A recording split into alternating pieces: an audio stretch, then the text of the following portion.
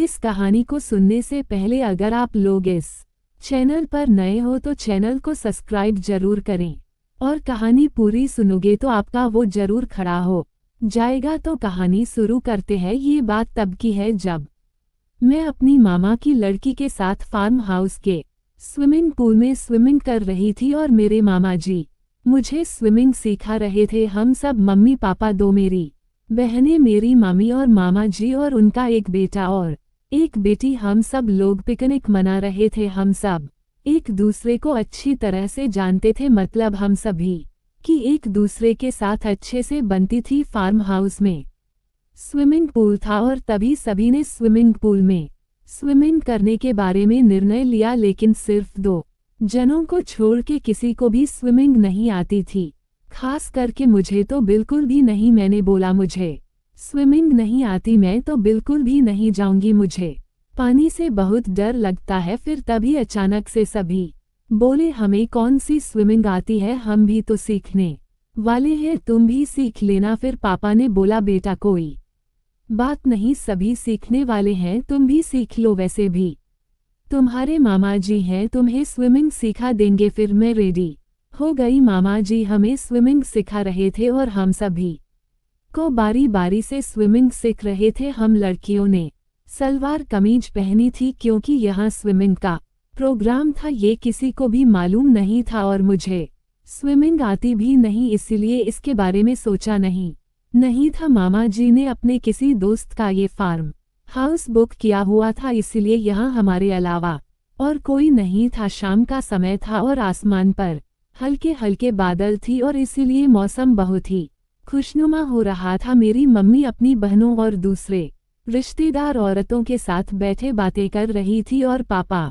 भी उनकी उम्र के मर्दों के साथ स्विमिंग कर रहे थे, लेकिन वो बहुत ही दूर थे। मैं मामा के लड़के जतिन भैया और उसकी वाइफ शालिनी भाभी के साथ एक कोने में पानी में मस्ती कर रही थी। पानी काफी ठंडा था और गहरा भी था। हम जहां स्विमिंग कर रहे थे वहां पानी हमारे गले तक था। मैं गहरे नीले पूल में पानी भी नीला लग रहा था। सभी कुछ लड़कियों और लड़कों को स्विमिंग सिखाने के बाद मामा जी अब मुझे स्विमिंग सिखाने वाले थे। मामा जी ने मुझे पहले स्विमिंग के बारे में बताया। उन्हें मालूम था कि मुझे स्विमिंग बिल्कुल भी नहीं आती है। उन्होंने कहा वे मेरी मदद करेंगे और सिखा देंगे। फिर उन्होंने मेरे पेट के नीचे एक हाथ रखा और कहा हाथ और पैर की मदद लेकर मुझे कैसे चलना है। मामा की उम्र 40 साल की है और मेरी उम्र 20 साल की है।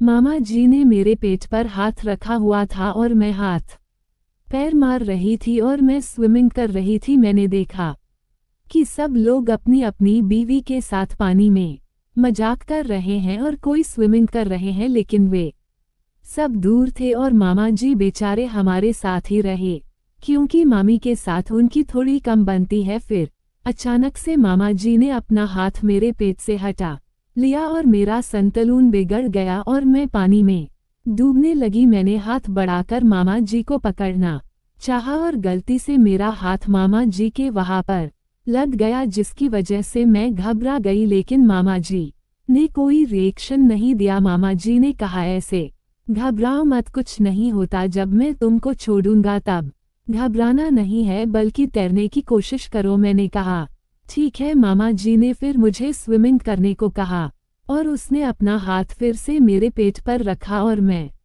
फिर से स्विमिंग करने लगी। थोड़ी देर बाद मामा जी ने कहा मैं अब हाथ हटा रहा हूं और उन्होंने अचानक ही अपना हाथ हटा लिया और मेरा फिर से संतुलन बिगड़ा और मैं डूबने लगी। मैंने खुद को संभालने के लिए हाथ बढ़ाया और मेरा हाथ फिर से मामा जी के उसी जगह पर लगा। शायद अब मैंने जानबूझकर वहीं पर हाथ लगाया था। तभी मेरे मामा जी की लड़की ने कहा कि अभी मुझे स्विमिंग सीखनी है, तो मैंने कहा नहीं, अभी मुझे अच्छे से स्विमिंग आई नहीं, थोड़ी देर सीखने दो, फिर तुम सीख लेना। मैं फिर से स्विमिंग करने लगी। मैं जानबूझकर बार बार गिरती थी और हर बार मामा जी के वहां पर हाथ लगाती थी क्योंकि ऐसा करने से मुझे बहुत अच्छा लग रहा था। मैंने मामा जी की आंखों में एक अलग ही चमक देखी थी। उनकी आंखों में अब एक नया इशारा था, वो मुझे और ज्यादा महसूस करना चाहते थे। फिर उन्होंने मुझसे पूछा कि क्या और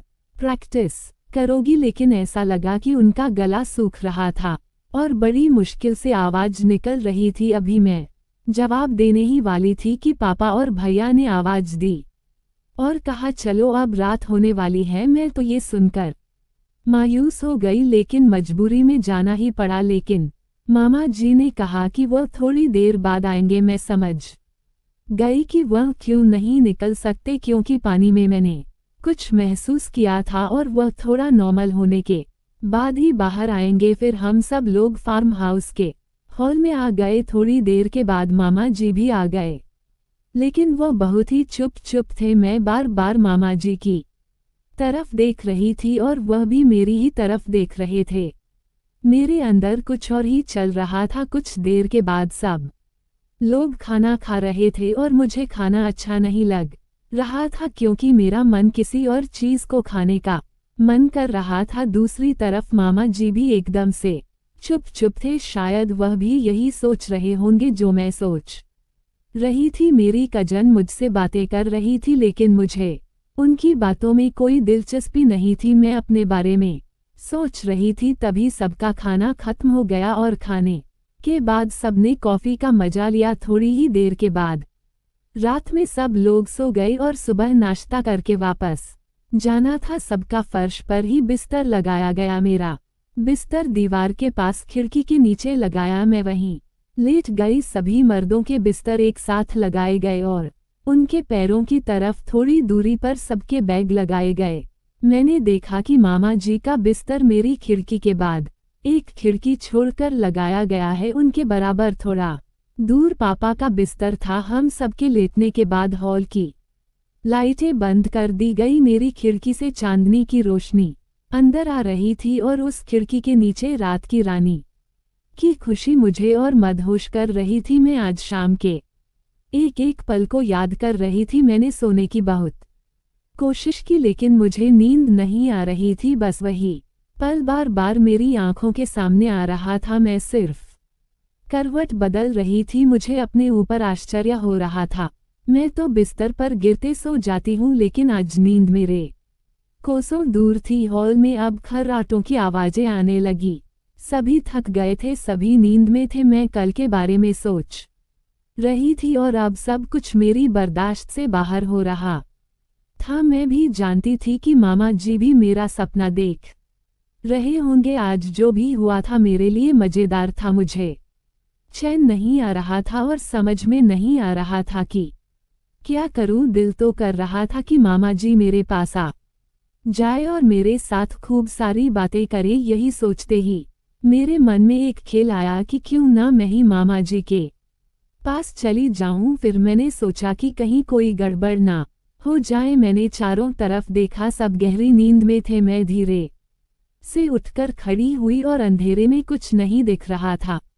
चांदनी भी गायब थी बादलों की वजह से। मामा की खिड़की के पास पर्दा था, इसलिए वहां और भी अंधेरा था। उनका बिस्तर मुश्किल से नजर आ रहा था। मैंने अब मन में सोचा कि आज मैंने बात नहीं की तो फिर ये मौका शायद कभी मिले या ना मिले, कुछ पता नहीं, लेकिन डर भी लग रहा था। मैं धीरे धीरे मामा जी के बिस्तर पर चली गई। फिर मैं मामा जी के बिस्तर में घुस गई। रात के 2 बज रहे थे। मामा जी भी सो चुके थे। मैं उनके वहां पर फिर से सोना चाहती थी। मैंने उनके वहां पर हाथ डाल लिया और मज्जे लेने लगी।